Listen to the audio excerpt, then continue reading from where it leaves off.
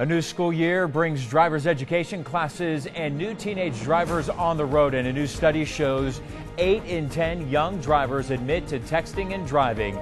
And the CDC reports the first year on the road is the most dangerous for a new driver. And in an effort to reduce crashes among the state's youngest drivers, Governor Nathan Deal has formed a governor's commission on teen driving. That group will then prepare reports to outline ideas on how to educate teen drivers about hazards like drinking and driving, and also texting and driving. One group already doing that, Rosa Martinez, is an insurance agent with State Farm, and Rakaya Mukaram works with the organization Giving Point, more of a peer-to-peer type organization. Rakaya, we'll talk to you in just a moment. Rosa, I want to begin with you and a recent study that State Farm has gone out there and done. And if we can, we'll pull up the graphic here. 78% observed distracted driving while they were in a car. Again, these are teens who were surveyed here. 34% admit to texting and driving. 20% say the distracted driver is a parent. Now I'll ask you, 34% admit to texting and driving. Do you think that number is actually higher? It could be higher. Doing the survey that we did with Harris Survey, it's very high. It could be, like you mentioned, if you're in your vehicle and with your parents, I mean, you have to look, you shadow your parents, they're probably texting and driving, so I'm sure the number is very high. But one important thing that I would like to touch base, 80% of those teens in that vehicle had the courage to say, you know what, stop driving. Or stop texting and driving if you're going to be doing this. Right, and I think that goes with anyone, and we were talking about this, and basically what you're saying is that if there's somebody, a passenger in the car, and they notice that the driver is driving, and the passenger speaks up for themselves, a kid or an adult says, hey, to the driver, stop texting and driving, 80% of the time the driver actually stops. Yes. So the point to get here, which I think you're trying to say, is if passengers start speaking up, the chances of people getting into car-related accidents with texting and driving is going to go down. Yeah, not to have fear. I mean, they have a voice just as anybody else does, and it just to show, to empower teenagers. You know what? You have a voice. You can speak up and get the point across. And listen, I'll be the first one to admit, when I've been in the passenger of a car and a friend of mine is texting, you start swerving all over the side of the road. As a passenger, I'm now fearing for my life, saying, hey, stop. I've done that. I've also been in the position where I admittedly will say that I do text and drive. There are times where I do send text message and drive. I check my email and drive. And Rakaya, that's when I want to bring you in. You are 16 years old. Yes. Do not have your driver's license Do yet. not. But you are in the process of hopefully getting one. Take me back to the experience that you had with your mom. What happened on that day? That day we were driving and she was texting a little bit. And we were about to stop at a red light, but she kept going. And luckily she only touched the car. But however, that could have been way worse if she was just driving 40 miles per hour. So. Was it something that before that accident happened that you would notice that your mom or your parents would be doing, maybe checking their email or texting and driving? Yes, sometimes my parents, they frequently check their email, and they frequently call people because, they're business people and it's part of work. It's part of life. Yeah, it's a part of life. But I always, tell them, maybe I should do it for you, but, they just laugh. But it's really dangerous, and I don't encourage it. What has that experience been like for you now, working with Giving Point and being in a car that was in an accident from a mom who was emailing? What's the message you try to get out there to children and other kids and teens? My message is one text message is not worth a life because, oh no. What's Sorry.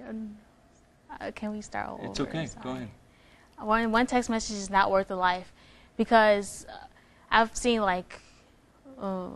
It's okay. It's okay. I know it can be nervous sometimes when you're thinking about the statistics and when people are out there driving. And I think the most important thing is when you're talking to other kids, trying to get them to understand and recognize the dangers of texting and driving. And Rosa, when you're out there and you're doing all this research, is it something because social media is so big now, right? With Facebook and Twitter, kids are constantly wanting to check their Facebook updates.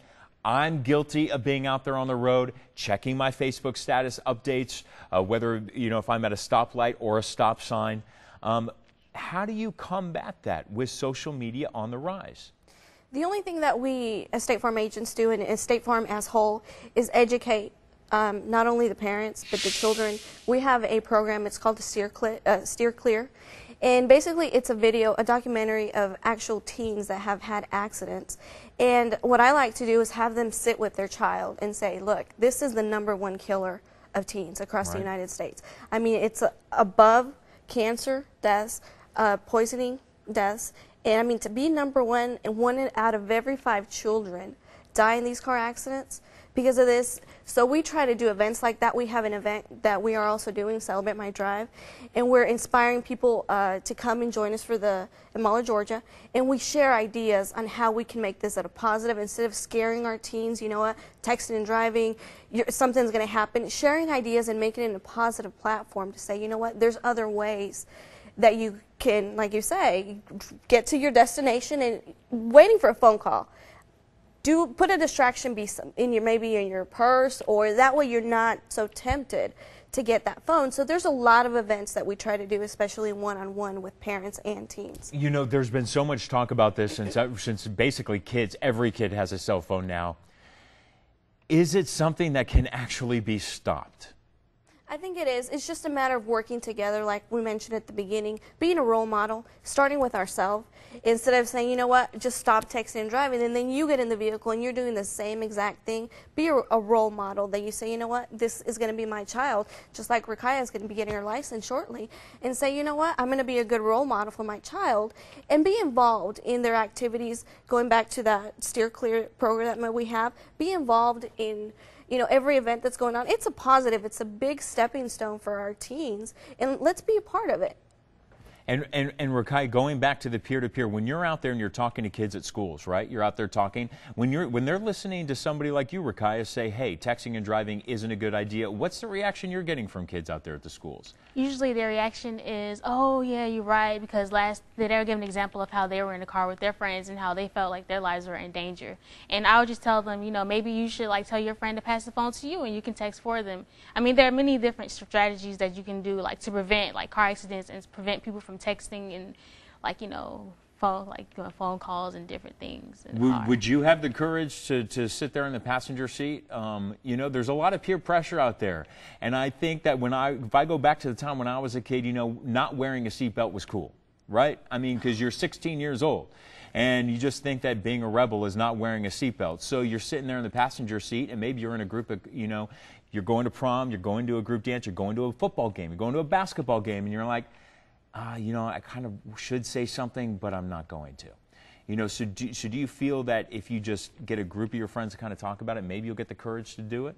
Oh, yes. For me, I have tons of friends that agree with me, have been in the same situations and have been in the car with their friends and have felt okay, this is dangerous, you're texting and you're not paying attention, we're on the road.